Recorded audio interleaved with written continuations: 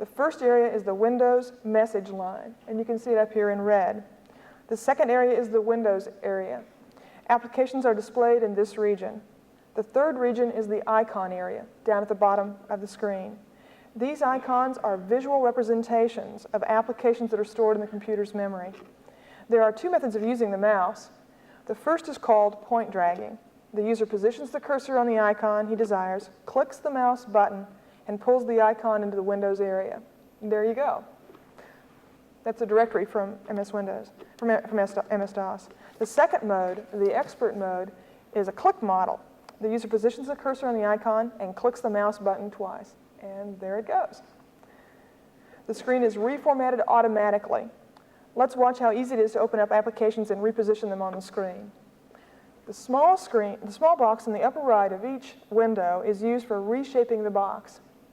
The small box in the upper left is used for closing a window. By positioning the cursor on the edge of the borders of the window area, the user can quickly split the screen into windows that suit his needs. There it goes again. Note how quickly the MS Windows environment. If you have questions after this short demo, to come down after the meeting, and we'd be happy, both Joe Vetter and myself, to spend some time to discuss any kind of questions you might have with regard to the interface or any particular applications that you might be considering porting over to the Windows environment. Let me clean the screen up here a little bit.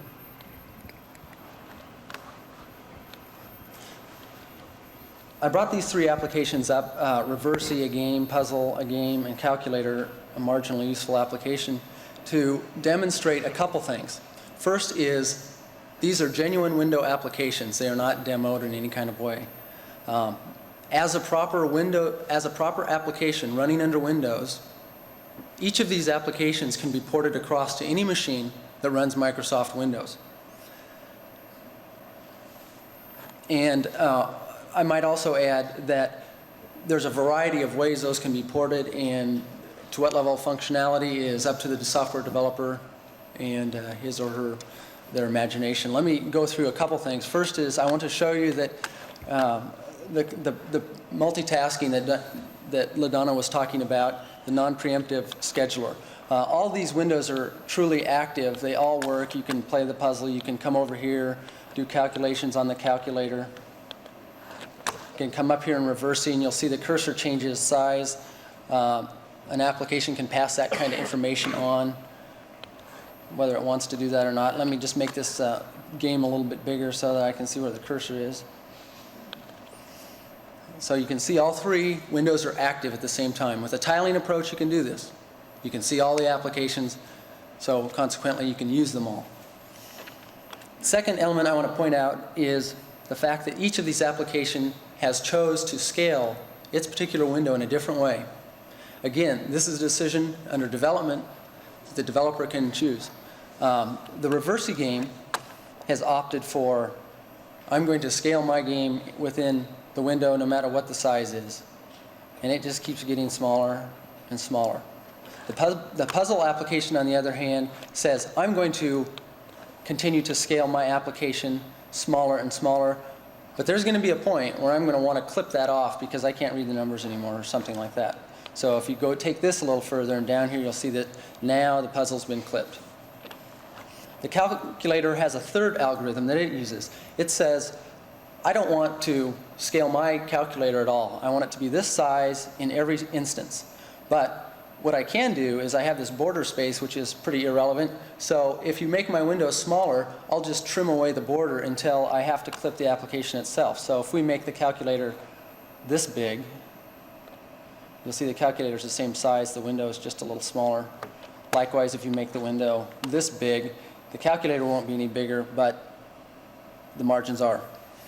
All right, now let me put away this game here for a second and bring the DOS window back up. You might be interested in this since most of you, I'm sure, are pretty familiar with the DOS calls. Let's get rid of this too.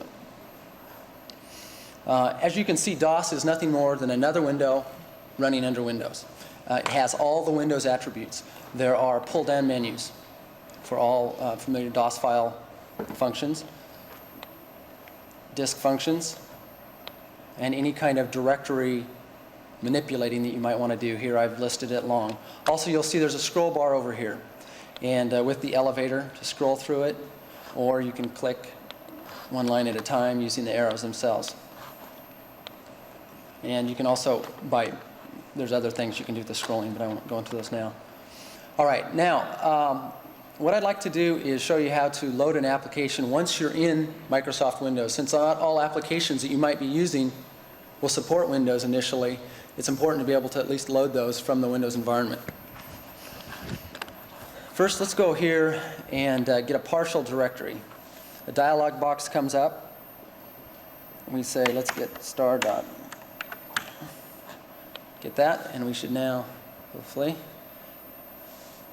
to load an application or a file, you just double-click on the box. The new application is loaded at the bottom. You can see the new icon listed there below. So that's how you would load an application. The third element that's important to talk on, at least mention before I quit, is the graphics capability of the machine. The machine, if you were to plop a program listing of the source code for Windows on this desk and looking through it, you'd see that almost 3/4 of that listing was somehow involved with the GDI, or the graphics device interface. It's the graphics device interface what gives Windows this logically defined interface is what gives Windows its portability.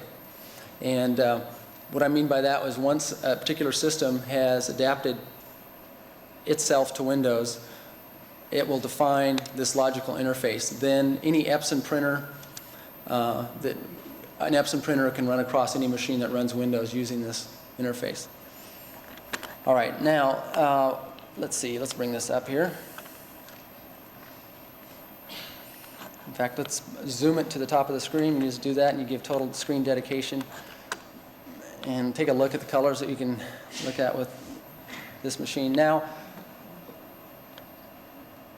the way information is transferred under Windows is using a bitblit of text or string characters, and this bitblit is how the GDI handles all application and output to the screen in any device. LaDonna? Thanks, Dave.